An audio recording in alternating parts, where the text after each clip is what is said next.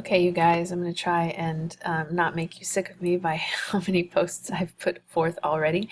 This one is an example of our interactive Cornell notes. So Sarah and I joined forces this summer to blend our U.S. history themes with American literature themes for English 10. She's going to be posting about that. Do take a look. But part of the way that we wanted to work with those ideas is filter through the grad point lessons that we felt like really had the content that we wanted to incorporate, and then incorporate our own links away from grad point that we felt did a better job explaining those significant events. And so the tendency in American history is to start with the Revolutionary War, jump into kind of the creation of the Constitution and then the Civil War, blah blah blah. But because we're looking at a lens of social movements, we wanted to look at, for instance, starting with the abolition movement, the women's movement, moving into the Civil War, looking at the implications of Jim Crow, especially as it lends itself to the civil rights era. And so really felt like GradPoint did a poor job of really explaining the origins of slavery itself, especially as we look at all of the current day racist ideology that permeates so many facets of our society. So again, this idea of why does it matter?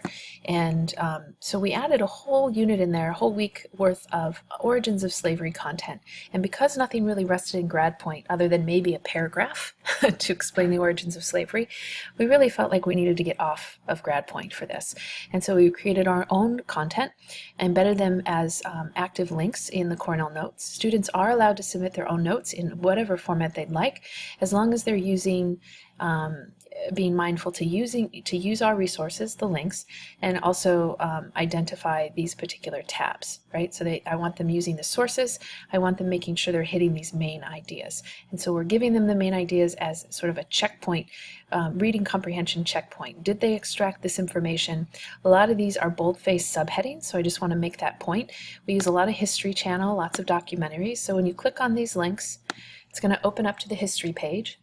There's going to be a little video history about the slave trade. This is History Channel. I love it. It's got interactive maps, and you'll see those in a minute. But then as you scroll down, so it gives you, and these videos are like literally 3 minutes, 2 to 3 minutes, real short. But then you go into the text. There's text underneath. And you'll notice that they're titled, which is helpful. So there's subheadings, and you'll notice that in the notes, then the notes relate back to these subheadings. So slave and slaveholders. This is giving them sort of a sweeping background. And here the video automatically plays. Virginia was an isolated British settlement. So here it really even starts with the very origins of Virginia, but it actually ends up taking us all the way through the Civil War and emancipation. And so that's like the very first, and Sarah really wanted me to mention that this also lends itself to scaffolding really well. Like we really want to be building on their understanding of this information. So here's your overview, right? Big picture. We're going to get a little bit more detailed, and I'm also going to use a different kind of visual. Very important. Look at the different types. I'm using text, I'm using video, I'm using infographics. We'll be using some interactive maps later on, but whenever I could find a different modality to explain that information, I tried to incorporate it. Again, if you watched my interactive notebook on the semester project, the purpose of that is to get them familiar with these types of visual formats so that when they go create their own exhibition for our showcase in December, when they create their own visual museum exhibition, how are they going to talk about their social movement? I want them familiar with an infographic. They've seen one. They've analyzed one. They've extracted information from it. Again, evolution of ships, business of slavery. These are all topics, life aboard ships. These all are listed here in the Cornell notes. And then very, very rarely, this is probably the only time I've done it, do I include a longer documentary. But I felt like for this particular unit, Steven Spielberg introduces this. Again, it's a History Channel documentary, and it's about specifically the Middle Passage. I just felt like it was worth asking students to watch. When I'm not demanding a 45-minute documentary, there's probably 2 or 3 other links to take its place. And notice for this documentary, I'm not asking for them to pull out or tease out content. I'm wanting big picture ideas. I want them to connect with the video, connect something they already knew. I want them to extend. This is a thinking protocol from Project Zero. I want them to extend their knowledge. What were some things in the film that they hadn't known before? And then what is challenging them? What are they still struggling to wrap their brain around? And of course, with a topic like slavery, we end up with some really great questions. But because these are Cornell notes, I do insist that they have a summary at the end, hoping to get and tease out sort of those sweeping, bigger ideas about the origins of slavery. Now I'm going to flip to another one here really quickly. This one is Cornell Notes 3.3. It's part of our American Dream theme unit, and in a way it's also American Nightmare. So American Dreams, American Nightmare. Within this unit we talk about obviously early immigration, yada yada yada, European immigrants, blah blah blah, and then we talk about Chinese exclusion. So where do we start to see this American dream isn't for everyone? And then we get into nightmares, and this is sort of our nightmare section on the Native American experience, because again, GradPoint gave it very little room.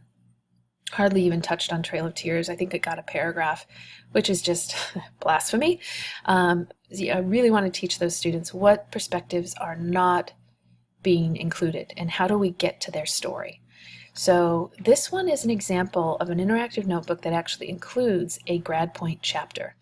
And it's a GradPoint chapter on westward expansion. We pulled it out of an entire unit on westward expansion, and we focused on cultures under pressure, the clashes between white settlers and Native Americans. And here for this one I actually started to add the specific slides, though I don't know that that's needed, and the impact of the Indian Wars. Okay, this was important. And then once we move from that, we move over into a website called Indian Country Diaries. This is a website that provides a background context for these 3 words: assimilate, relocate, genocide. And then what's cool about it is it has this interactive notebook. When they click on Cherokee relocation, it's going to come up, it's going to show you exactly what took place there. You can view the Trail of Tears and watch how it unfolds. You can find out about boarding schools. And again, we're scaffolding this information because we're actually going to end up doing a journal entry on the Carlisle boarding schools and what that experience was like. I really think it's important because we start to see this then with Native Hawaiians when we get into Native Hawaiian history in 11th grade. What are the parallels between the Native Americans and the Native Hawaiians in terms of the acculturation that took place in these boarding schools? So that's an example of how, again, we've tried to use different types of visuals. So we have website, interactive map. Here again, we have History Channel, Trail of Tears, video and text, and then a brief documentary on the last of the Sioux. So these videos are maybe 4 minutes. And for this particular one, I just wanted them to write a summary of the video and then summarize the big ideas, of the collision between Native Americans and white settlers, especially around these 3 ideas of assimilation, relocation, and genocide. And of course, we'll see genocide again, unfortunately, later on when we look at World War II. So looking at how are we incorporating those main ideas that filter throughout U.S. history. When we get to the Holocaust, we'll see genocide again.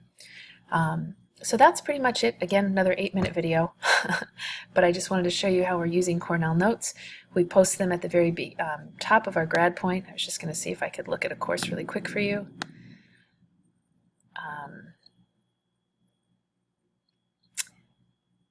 Here we go. We post them at the very beginning of the week. Usually have a mini video and our virtual classes, and then the notes are right there. So that's an example of, in this particular case, there might not be any content in GradPoint for them to read. Although here with the abolition movement, we have our notes, which are going to have interactive links, and they're also going to have a reference to the GradPoint. So we'll have the GradPoint indicated by a book icon if they have to read any specific GradPoint that relates to their notes. But the notes always come first so they know what they're looking for. Okay, that's a wrap. Thanks for listening. Aloha.